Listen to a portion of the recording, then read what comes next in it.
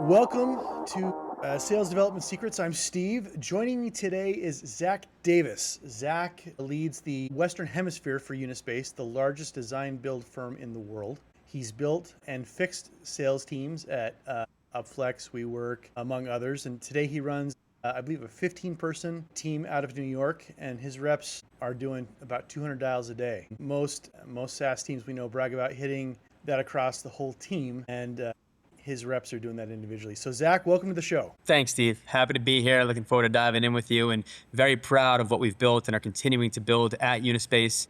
Our guys are absolute killers and hustlers, and excited to dive in with you exactly how they're doing it, the secret sauce, and how we're looking at things. Yeah. Well, I mean, let's just start off at the beginning here. It's like you start off with everything. Start at the beginning. You know, you go on LinkedIn. Every salesperson on LinkedIn, they're going to tell you calling is dead. Calling is like dead. Don't do it. It's a waste of time. And clearly, I don't even need to say, what say you? Because like your intro and kind of speaks for itself there a little bit. But where do you differ? Like, what are they smoking? Yeah, no, thanks, Steve. Very fortunate in my career to have had success in a variety of ways. And in sales, as you know, and any salesperson knows, it's very cyclical. When I first started my career at BizNow back in the day, I felt like the cold call was in. And then when I went from BizNow to, Upflex, it was very email driven. And then, it goes from calling, email, LinkedIn, what is working?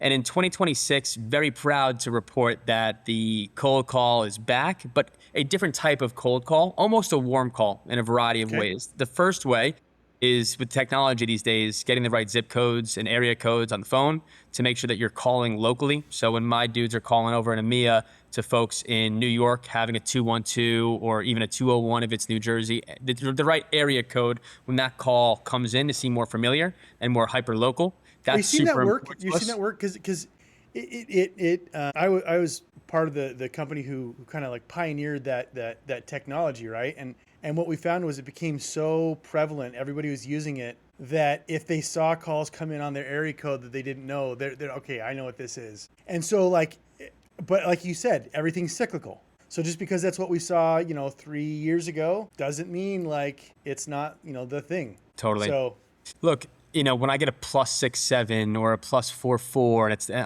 I think it's spam immediately. If it says Bangalore, India, I'm definitely less inclined to pick up the phone. Where if it's 201, 212, it could be a doctor's appointment, could be a dentist, could be something that I forgot in my schedule. So I'm taking that call. And with these guys, that's all they need is just to answer the phone. And they're such amazingly trained assassins on the phone, where as soon as you answer the phone, they're in there. They're going to ask you the right prompting questions to get you exactly where you need to go in that 30-second span. And we've just found more success that if it's a number that they can confuse to a doctor, a dentist, hyper locally, we are seeing more people pick up that phone and pick up that phone outside of your 9 to 5s. I couldn't stress more. We're seeing a lot of success for our callers between the hours of 7 to 8 a.m., even towards the end of the day, 4:30 to 6:30 on the commutes to work, on the commutes home from work, because 9 to 5, as you know, people are just jam-packed with their day-to-day jobs and meetings. Yeah. So if you can catch them when they're dropping the kids off at school, when they're on the train commuting into work, which is another superpower of ours at Unispace, where a lot of our telesales callers are in different geographies, like EMEA is the heavy lift for our London-based callers.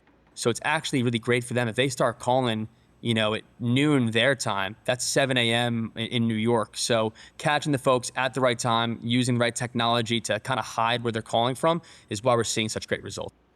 It's interesting that you talk about those call times, because there was the old InsideSales.com study that said, hey, best time to call is first thing in the morning, and they did this in 2014. Second best time, late afternoon, towards the end of the day, like that period that you were talking about. And then, 4 years later, 2018, they ran the study again saying, okay, I'm sure in 4 years things have changed. Guess what? No, it hadn't. Then fast forward several years, COVID came, and COVID changed everything. Big time. They ran the study again. Nope, same thing again. And so here we are in 2026. It's the same thing. If it ain't broke, don't fix it. It's funny with email sequencing and LinkedIn messaging and LinkedIn posts, it's different. For me, in my infamous Z-Day series when I was at Avis and Young, I would post it every Tuesday at 10 a.m. because multiple studies showed that that was the highest LinkedIn engagement time. And it made sense, right? Mondays, people come in, check their emails, have their one-on-ones with their managers and catch up. They're not really perusing LinkedIn. But Tuesdays, they come in, they check their emails. All right, maybe I can pop onto LinkedIn Tuesday at 10 a.m. And I would hit people during that span. And when I would try other times, Wednesdays and Thursdays, I even posted on LinkedIn today, I didn't get the impression count that I wanted. It's all around timing, just like sales is. And I think our cold calling routines and methods, exude the fact that we're hitting these folks at the right time, which is outside their 9 to 5s to really get them to answer the phone. I think so. So I don't care if, you're old school sitting at the phone with a phone book and like you're hand dialing, right? Like actually, I know some people listening to this podcast might not realize this, but phones used to have buttons that you would actually push physically. Or if you're sitting there using some sort of like dialing, a dial like a SalesLoft or a Apollo or an Outreach or something like that. Or if you're using like what I'd call a power dialer, like the Orem or Connect and Sell or what have you, there's still this element of culture that you have to have on the team. And I'll tell you one thing I noticed just in the few minutes we've been talking this morning already is you've got a love for this team. Like you've got a love and and some leaders, there's like this, oh yeah, my guys, but like, you're proud of these guys. Proud of these guys. This job is not easy. It's not for the faint-hearted. They're working long hours, getting told no, maybe 200 plus times per day. We celebrate the little wins. When they book a meeting, whether it's one and it's with JP Morgan or it's a meeting and it's with a mom and pop shop, we celebrate the wins. We make sure that our guys feel good about those calls that they're booking because it's not easy.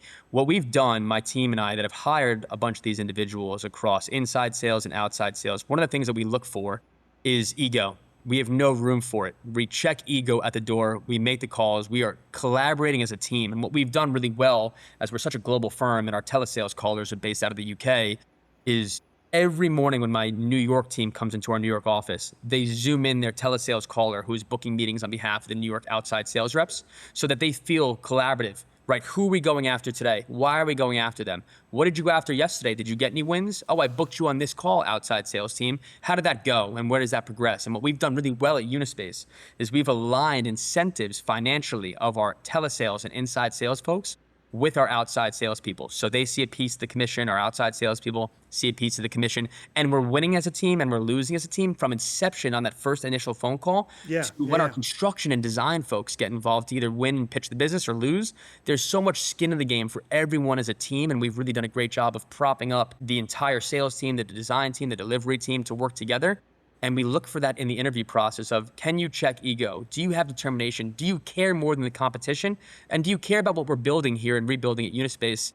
Because if you don't, it's just not the right sauce because of how demanding this job is and what it takes to be a caller. So for everyone listening to this, it's, do you give a shit about what you're calling and selling on? Do you care about the growth of the business? Do you care about your sales lead, the leadership above him or her? Because if you can buy in and drink that Kool-Aid and you want to buy into a business and work yourself up, like that's your North Star, and that leads to successful individuals and teams. Yeah, I think the best companies I worked for, where I've seen the best success is honestly, you felt like the image that keeps coming to mind is like a military unit. You guys were all in this together. You're like, and it didn't matter if you were in sales or in CS or if you were in accounting or if you were in janitorial. Like you were all a team in this together. And it seems like that's kind of, you've built that there. And it doesn't matter. I mean, I've seen this too, where hey, the US team, that's a unit. The EMEA team, that's a unit. But they're them over there.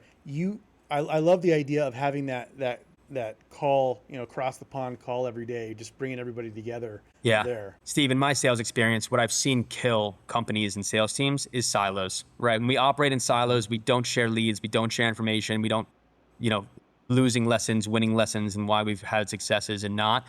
Those companies die and those sales teams miss 100% of target, right? So for us, we have our individual daily kickoffs, my Chicago team, my West Coast team, my East Coast team with their correlated telesales person across the pond.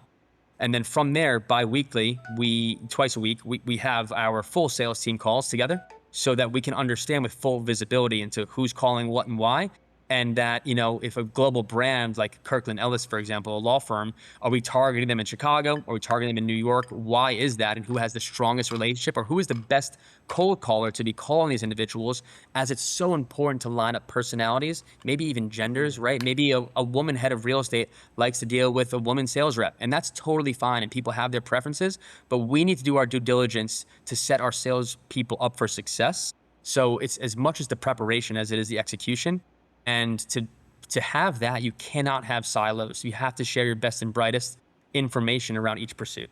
Yeah, I love that. I love that. As someone who, I maintain that just give me a phone number, a name and a phone number, and an excuse to, like, I'll come up with an excuse if you don't have one, but I just need an excuse to call. This is what I'm calling it. Like, just let me go. Yeah. And so I love that. No, it's that point, Steve, back to what we said in the beginning. It's so much easier, as any salesperson knows, to make a warm call than a cold call, right? So if there's a reason, and you don't have to make one up, if you can actually have a reason, like, hey, I heard Billy heard from a friend that you guys, especially in our space, are in the market for new office space. Is that true? Oh, it's not true. Well, if it's not true, do you guys have growth plans elsewhere? And the ability to pivot, right, to really ask those questions to just spark up additional conversation, even if you just get in the door with a question of a random rumor.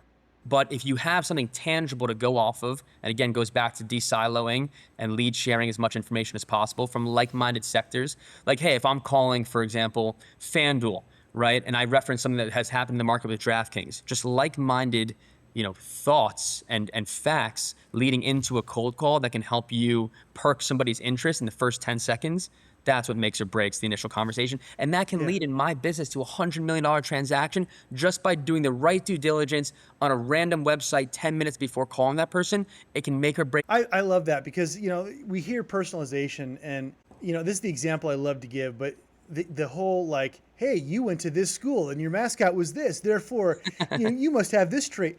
That's not personalization because I don't care. But as a sales leader or as a, partner at a law firm, I have these problems. Or as a, someone doing something at FanDuel, I have these problems, and you better believe I know what my competitors are doing across the street. And, I know that news probably, before they might know the news about themselves. Yeah. So if you know it, it's a tell there. I love that. How do you check for ego? Yeah, it's a great question. I think when someone walks in the room, obviously you want them as a salesperson to exude confidence, right? You want them to come in, chin up, chest out, and you can tell by A, their history, B, their background, right? What I love to hear when people come into interviews is, how have you collaborated with others? I love hiring athletes. I played baseball in college. Have you been a part of a team in your life? It could be a robotics team. It could be a baseball team. It could be a music group, right?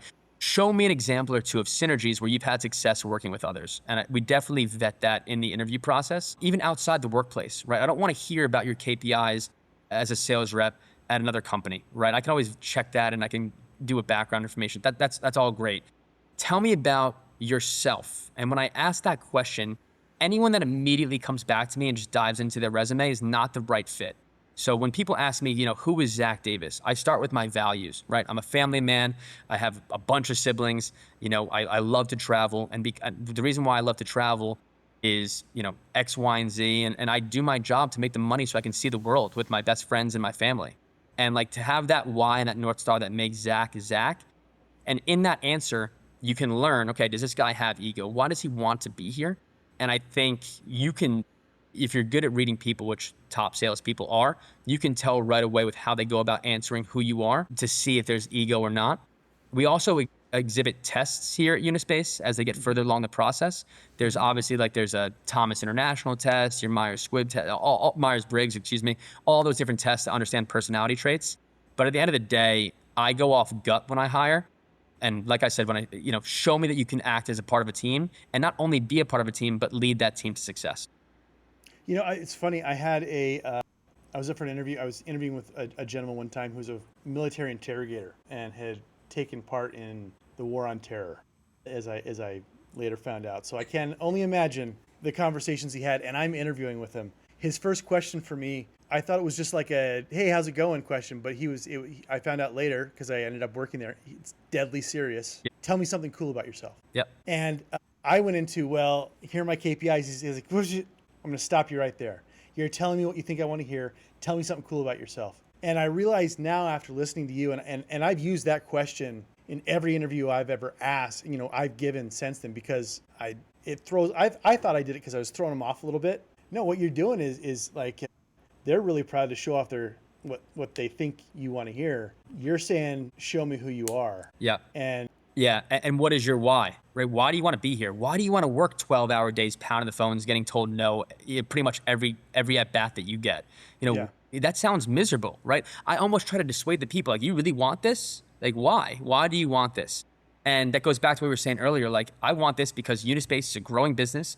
I look at their senior sales leaders as leaders and titans of the industry. And I know that if I get into the ground floor and I can have mentors like our senior sales reps that are incredible across the globe, that I can develop a career and build my Rolodex of people within the industry and one day be a titan of the industry myself. So, that is one that's inspiring. Like, okay, you want mentorship, you want to learn, you want to work hard. Like, I would hire somebody who gave me that answer. Like, what is that buy-in factor? And to that point, mentorship in sales, as you know, couldn't be more important. I'm so fortunate when I was 21, 22, coming into my first sales role, to have incredible mentors who taught me work ethic, who taught me buying questions, who taught me to be organized and all the things that are important to be a successful salesperson. And without them, Zach Davis would not be Zach Davis. And that's why I try to, when I do hire these people and they give me that buy-in, to stay late and to do sparring, objection and rebuttal training, right? Help them to understand that, hey, to be a successful salesperson, you have to identify pain and you have to provide solutions to that pain. And you have to have empathy. Empathy and pain are what solve problems and sell deals. And, all those things do not come overnight, but they come from mentors who have been doing it for decades. And, that buy-in factor, again, to the people, the business, is also why, A, sales is the best, but B, like, people are successful in sales. yeah, I think it's funny before you get into sales, everybody sees the day after the quarter end, like when like the sales guys are like, all right, I just kill it. I'm going to take like a breather for a second and then like recharge and come back. And they're like, oh, those sales guys, they're just, always off golf and they're always doing something. Yep. They don't see the other side of it, which is like, hey, you're sitting there at the computer at 11:30 at night, putting together proposals and in the right culture. And I love that. I kind of feel like this is what you've fostered. That's not something as a leader you have to mandate. Yeah. Yeah. You know what? It's so funny. Every sales leader has their own philosophy about the hours that you put in. My previous company, I worked for a guy who said, hey, don't send emails past 5 p.m. That's not the culture here. If you want to send an email, schedule it for the next morning. And it's not my philosophy because I work at all hours of the day and we're a global business and that's not how I work. But to each their own. I'm not saying it's right or wrong. But you're absolutely right in saying you don't see the hours put in at home when I'm in bed on my laptop building prospecting lists or sending leads to my salespeople. Like it's when I tell people that I work 16 to 18 hour days, they think that I mean I'm at my desk for 16 to 18 hours. It's not that. It's I'm in the office and then I go home, I shower, I hit the gym, whatever we got to do. And then I'm back on my laptop because that out of office time is where I can focus on what I'm going to do and who I'm going to pursue the next day or the next week, to also arm my team with maybe some fun facts, maybe some hot leads, anything that I can get my hands on to make us better as a unit. And again, like I said before, sales and what we're trying to foster here is not for the faint-hearted. It's hard, but it's insanely rewarding. It's you mentioned that I've got an event later that I'm going to today. It's at a go-kart center. Cool. And so everybody's looking, oh, you're going to go go-karting. You know what? There's a good chance I don't ever get in a go-kart, right? There's a good chance, like I come home from these events and they've had this beautiful spread of food and I've got my plate because, it look weird. But by the time I get home, I am starving. Yeah. Why? Because I haven't eaten a thing because I'm talking to people the whole time. Correct. So yeah, no, I really love that. I know there's lots we want to cover and not what we plan to, but I love that idea of that culture of just like roll up our sleeves, we're in this together. Yeah. Like that military unit idea. The biggest thing, military, sports, like anything that I've been a part of and that I've heard from others, the best salespeople are the ones that lead from the front and are happy to pick up the phone themselves and showcase and be vulnerable to your juniors, right? Like I'm not going to bat 1,000 on every cold call I make. I may fumble over my own words, but I have to lead from the front. I can't ask my people to put in the hours that I'm not willing to put in, or I can't ask my people to make the calls that I'm not willing to make myself. So one thing that was instilled from me from my first sales mentor was that you lead from the front and you show example by action, not by words. And if you're going to demand things of others, you better bet your ass you can do them yourself. And Yeah, I've had yeah. that with me across each position I've held. I had, two things. One, when I went to work at InsideSales.com, they were giving us the tours, our first day tour, and they take us down to the SDRs, and they're like, "Oh, there's Dave Elkington, the CEO." My first day, I'll never forget. I'm seeing the CEO sitting in the middle of the SDRs, and he'd challenged the SDRs to see who could set the most meetings in an hour. And he's on the phone dialing right next to Love him, that. challenging him. And then the second thing is, just yesterday I was on a call with a guy who said, apologize for he had a 90s cartoon, Nickelodeon cartoon shirt on. And he goes, I apologize. We're trying to keep everybody high energy. It's prospecting day. I'm like, tell me, what do you mean prospecting day? And he said, well, sales team, we're prospecting every day, but we do this once a quarter where everybody at the company, the devs, accounting, CS, everybody gets on the phone and they prospect. Everybody, all Hell yeah. together, so we all know how to talk. And I'm like, wow, what a brilliant idea. Yeah. No, it's get- awesome. Yeah. Using that, going back to that idea of the military unit, one of the things you have to do is arm them. So one, what do you arm your team with? And two, things have changed a lot over the last 18 months, 2 years, 3 years. What have you seen change, and how has that changed how you arm your team? Yeah, I love the tech stack that I've been able to bring over to Unispace with me from previous roles. Our CRM is Salesforce, and that does a lot of the heavy lifting in terms of, because we're so global, going in, checking accounts, what's the history there? Is it active? Is it not active? All of that preliminary stuff. From there, we've actually just launched a pilot with a company called No CRM, where it's malleable around what we need it to do for us. And we're using this more around our inside sales, where we can populate lead lists into No CRM, and we can have full visibility into every rep and what they're calling. And as it moves through the funnel of cold to hot pursuit to meeting booked to RFP to closed business, and it'll translate and connect directly into Salesforce for us. So in terms of tracking, what was that? What is, I'm just trying to understand exactly what No CRM is. It's obviously not a CRM, but is it just kind of like an interface, like that kind of plugs into Salesforce, and it's a way for the sales team to kind of work with it the way they want to? No CRM is a CRM. It's a hilarious name for it. It's a competitor to HubSpot and to Salesforce. Okay. And it's way more bare bones than a Salesforce and a HubSpot, where it adapts and it molds itself to what you use it for.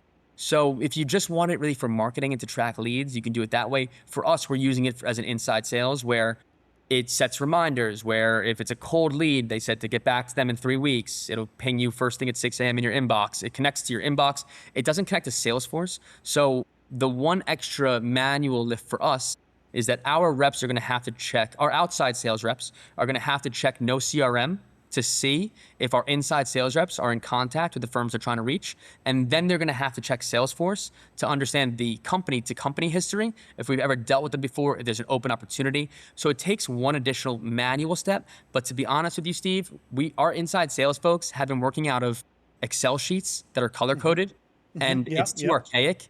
And we need to be more data driven. And No CRM is going to, I hope, we're piloting it, help us be more data driven on the top of funnel, tip of spear stuff. And then hopefully we'll see that trickle down into more Salesforce activity and more leads flow through that way. So go ahead. We use Salesforce and No CRM in terms of a lead tracking. In terms of information, we use ZoomInfo. ZoomInfo has been a best friend of mine for a long time. Mm-hmm. Everyone knows ZoomInfo to scrape emails and phone numbers. That is the base form of it. That's not exactly what I and my team use it for. We use it for two things. We use it for something called intent data and scoops. Scoops give us emails every single day with 6 keywords or phrases that we've identified that pertain to our business. So for us on the real estate side, office relocation, office renovation, project management, design, architecture. We've put in 6 phrases that track Google searches, that track their activities across words of mouth, and they'll assign an intent score, and they'll send us emails to basically, hey, this company's red hot, and here's why, and here's what we're hearing. So ZoomInfo has been such a hero for us in terms of knowledge and those warm calls, right, that we talked about earlier in the call, where, hey, keeping my ear to the ground, I heard that you guys were touring space in Hudson Yards. Is that true? Well, where'd you hear that? Well, I saw it, online, and, is that actually the case, right? So even just a warm, and it could be right, it could be wrong, but at least it points us in the right direction. So ZoomInfo is huge for us. CoStar is big for us. We're in the real estate business, so understanding expiring leases, building scopes, different portfolios, very important to us as well. I love a tool called Clay. So Clay.io, huge list. We're able to curate lists. So if we're targeting heads of real estate in Chicago of companies that are under 5,000 people, we can put those parameters into Clay. It spits us out a prospecting list that is so crucial and helpful for us as well. And that's really the foundation. Obviously, LinkedIn is a tool that we use for prospecting and Sales Navigator. But really between those 5 to 6 different verticals of our tech stack, that's a lot of what we're rolling with right now. I love that. So Clay, I love that as a workflow tool, as to transfer things from here to there, and go grab data from over here and append it. There's a couple of those items I need to go look up myself. Love that you're arming them. One thing I was going to ask, and then I want to get a couple just examples of how you've used them, but where you are, I mean, right now everybody's talking, AI, everything. Other than selling the space and everything for data centers and office space for these guys that are expanding, where are you arming your team with AI? Yeah. So we use OpenAI, we use Anthropic Claude every day. And so we use it in 2 ways. On the top of funnel side, we have a bot, an agent, that every day what it's scraping in the market around the exact same inputs that we put into ZoomInfo, it spits us out in Claude Cowork as well. So, it'll give us similar information to ZoomInfo. It could be totally different. Honestly, ZoomInfo has been a little higher in terms of batting average percentage of what's real and what's not. But again, it supplements us with leads and it does a good job for us there. Additionally, I always suggest to all of our sales folks that they run their final draft of any email outreach and campaign through OpenAI, Anthropic, any of those AI platforms, and to train it to sound like you. And so over time, when you continue to put things in there and you continue to, feed it your response after it gives something back to you, my AI that is Zach coded for my emails sounds so much like me, nobody would even know that I've put it through there. So getting rid of those M dashes, getting rid of those classic, sequences of 1, 2, 3, 1, 2, 3, and those things that you're seeing across AI, and making it more human by the day. But again, like the days of grammar mistakes, the days of getting names wrong, the days of sloppy emails is completely unacceptable when we have AI at our fingertips. So from an inbound perspective, we have an agent, running those reports for us and spitting us leads. And then on a clean and organizational front, helping us. Love that. I want to talk with a little bit of time we've got left. There's a couple of examples you shared with me kind of when we prepared for this of some motions that your team was run. One, one of my favorite, everybody talks LinkedIn, they talk text message, they talk email and call, but it's crazy how much handwritten notes have come up in this podcast, almost as much as AI. Yeah. And funny enough, I have someone who sent me one like a while ago, and we're not even doing business together anymore. It's long since passed, but guess what? It's still at my desk. Yep. Talk to me about, your, the example that you were, reaching out to the C-suite, for example. Yeah. No, great question, Steve. Hanging above my desk is what I love to call the BD wheel. And the BD wheel has 20 options of ways in which we can get in somewhere, from a call to an email to LinkedIn to, inviting someone to an event, inviting someone to an industry event or a sporting event, anything there, a handwritten note, a gift. We can get super, super creative, right? And gone are the days because of security and post 9/11 where you can just walk up and down buildings and knock on doors and go to an office receptionist. However, we can send handwritten notes. There's so many gift giving platforms that leverage AI to get you in the hands of the right people. There you go. Gift Pack AI. There's a bunch of them where bottles of wine, champagne, the Knicks just won the championship, maybe something from the Knicks, right? If you know the guy or girl is a huge sports fan in that way. So you need to get creative to open the hardest doors, right? The mom and pop shops, you can get to reach them. But if you're trying to reach someone super high up at JP Morgan, you're going to have to get creative. You're going to have to go through multiple people, or you're going to have to be special in terms of getting their attention. The last time we had a conversation, you mentioned someone coming in for an interview and continuously hounding with leaving notes and just getting creative around getting your attention. And it's such a real thing in sales. So is what I preach to anyone that works for me, and if they would say the same. I'm successful and we're successful because of the humanistic nature of who we are and how we approach sales. We are not robots, we're humans. And if you write a handwritten note, there's nothing more human than that. So we've seen it work time and time again. It goes back to like, listen, there are those times where guess what? You want that robotic sales interaction. Think about, signing up for OpenAI or signing up for LinkedIn Navigator. Great. But then there are those times you want the humanistic. It's like going to the restaurant. Sometimes what I really need is it's Tuesday, it's Taco Tuesday. I just want to go and like, just give me 15 tacos. That's all I care about. Let's go. But then there's the Michelin star restaurant. It's your anniversary. You want some care. You want, part of it is the interaction with the waiter. There's a guy here locally, passed away a few years ago, named Walter, and he was this restaurateur, and he was known to go around to every table and greet every table. And that's, I'm sorry, when you're looking at 500,000 square feet of office space, that is not a Taco Tuesday type interaction, right? Totally. And twofold. So two examples come up from that. The first one, speaking of AI, OpenAI, their head of real estate, Tracy Hawkins, probably gets 600 cold calls per day from every vendor, from lighting to HVAC to architects to builders. And she probably gets 1 million LinkedIn messages and emails. She's come out publicly and said, look, I'm a friendly person. I'm not ignoring you. My inbox and my cell phone are destroyed. If you see me at a Cornet event or you see me at an industry event, come up to me, say hello, and have that human experience, and we can have a conversation around whatever you want to sell me. And I love that she said that, because in sales, like picking up the phone, like walking up to somebody cold in an event, it takes guts and it's not for everybody. But because you do that and you're vulnerable in being told no, you get the opportunity to be told yes. So that's one example. The second example is one of the largest companies in the world right now. We're pitching for 200,000 to 300,000 square feet in Hudson Yards. And they said explicitly to us, there's going to be a lot of amazing architecture firms. There's going to be a lot of amazing build firms. We're going to go with the people we like the most and want to undertake this journey with this project on the person-to-person basis. So when you come to us, you bring your A team, of course they're going to have the technical skills, but do I want to have a beer with them? And do I want to work for the next 2 years on delivering our flagship location with them? And it's so crucial, not even from a sales perspective, but training my design team and my construction team to be humanistic as well, and just let your guard down and don't speak like a robot, but just be like, listen, we care about this project and here's why. And I'm hoping that helps us win the deal. I was actually at a sales meeting in Atlanta where they used to film The Walking Dead. And I was out, and I don't know if you ever watched that show or not, but Sure. There's a character in there, an actor named Tom Payne who played a character named Jesus. And I look over, like just next to the table where I'm at, and there he is, Tom Payne with his date or girlfriend, I don't know. And all of a sudden people spotted him and they made a beeline for him, just coming up to him, just taking selfies with him or whatever, and then just flooding him with it. And all of a sudden he looked at me, you could tell he was exasperated. He's trying to go on a date. Yeah. Right. And it's as stressful for him as it is for everybody else trying to go on a date.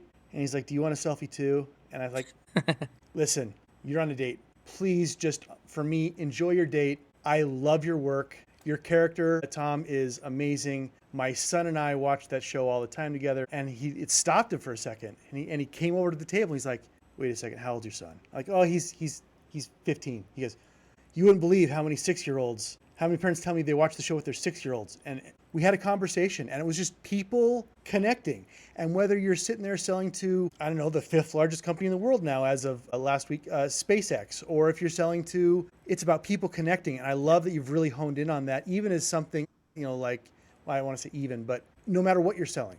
Yeah. No matter what you're selling. So I couldn't be more. What's made me and what's made our team successful is understanding people's why. Whether it's why they're doing this project, why they're in their role, why are we having this conversation and what you're looking to get out of it, defining success, understanding their motivators, and then just being a human being is really, I think, my personal brand.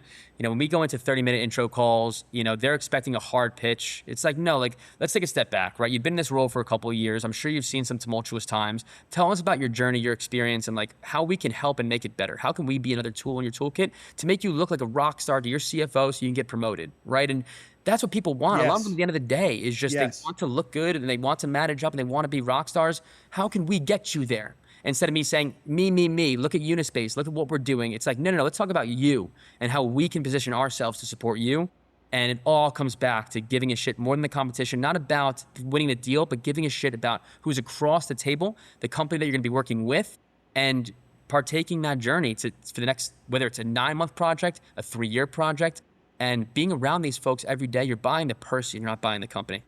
I want everybody, and I just use what I'm about to talk about right now, if they're listening to this, if they're just wrote a prospecting email, to go look at it. If they are in the middle of writing one, pause, take a look at it, and count the number of times they use the word I, Yep. me, right? Referring to what I want, what versus you, and is the email pointing towards yourself as what you want as a seller, or is it pointing towards what you can do for them? Because at the end of the day, you nailed it. And that's what I used to tell my SDRs is like, listen, no one gets up wanting to buy software in the morning. What they want to do is they want to provide for their family. They want to be promoted. They want to do this. Your solution could help to that or not. And the right real estate transaction, setting up the business it can all do that. I love that. Any, as we're kind of wrapping up, any kind of thoughts, words of advice, kind of like, thoughts from Zach? Yeah. Yeah. Yeah. Real estate nerd here, right? We talked about mentorship, right? Go into the office, go to the top performers. What have they done to get there? And just learn from them and be a sponge. And then put take 60% of Jimmy, who's a top performer, and then put your Zach secret sauce on that. Don't repeat what Jimmy's saying. You're not Jimmy, you're Zach. And take what Jimmy's saying and put your secret sauce on it and make it yours and own it. And then just practice at home, especially when you're banging the phones, right? Do the objection rebuttal sparring with someone that's more senior, or your spouse at home, or looking in the mirror. And when I'm making these cold calls, I'm sending these emails, what are the objections I'm going to get? How am I going to respond to them? How can I be more dangerous? Like, practice your craft. It's your brand, your reputation. What I find with, how I sound old here, but the younger generation, the folks who are just graduating college, is that there's a missing piece of just caring, right? Like, do you care to succeed? Do you care to come into the office? Do you care to learn? Do you care to collaborate? Because your career is not going to go anywhere unless you have that mentorship, have the role models, you have the examples, and you buy into the company that you're joining to bust your ass, to make them better, to make yourself better. Like, just care. We talked about ego. We talked about the interview process and what I look for. If you sit across from me and I think you're going to go to war for me and like you're going to bust that, I can tell and I can feel it with your energy and enthusiasm. Those are people I'm going to hire and pay handsomely and give the right opportunities to grow underneath me and then give my time to. Like, that's what I'm looking for. So to Steve, to your point, when these folks are looking at their cold emails and it's I'm this and we're that, no one wants to get following up because you need time with me and let me know what's available. That's going directly in the trash. It's like, hey, look, I've studied you, and here's what I understand about you. Can you correct me if I'm wrong? And, if so, I really think that what we have going on here can support you and your organization take it to X, Y, and Z level. If I can just have 5-10 minutes of your time, or by the way, if host you for a 15-minute coffee, that's on us, that's what's special. And to make those human in-person interactions will always trump emails, phone calls, LinkedIn DMs, even a handwritten note, face-to-face time. Go to those events, take the extra step, especially early on in your career, where you can stay out late at the networking events and get those 4 hours instead of the 8 that I need these days. Yep. It's worth it. So sales is awesome. It starts at the inside level. It's where I started to cut my teeth. And without that training and leading from the front in the beginning of my career, I wouldn't be where I am today. Love it. I love it. Zach, if they've got questions about, what you're doing, or if people have questions about, even Unispace, where I'm LinkedIn. I mean, that's where we connected on LinkedIn, but where is that the best place to find you? Yeah. Zachary Davis on LinkedIn. Feel free to shoot me a note and a connection, or an email works. Don't make it all about yourself, but zach.davis@unispace.com, ZACK.davis@unispace. Feel free to reach out. Again, for those that care and that want to elevate themselves, I try to make myself available. Awesome. Thank you, Zach. And for everybody, we'll catch you in the next one. Thanks. Thanks, Steve.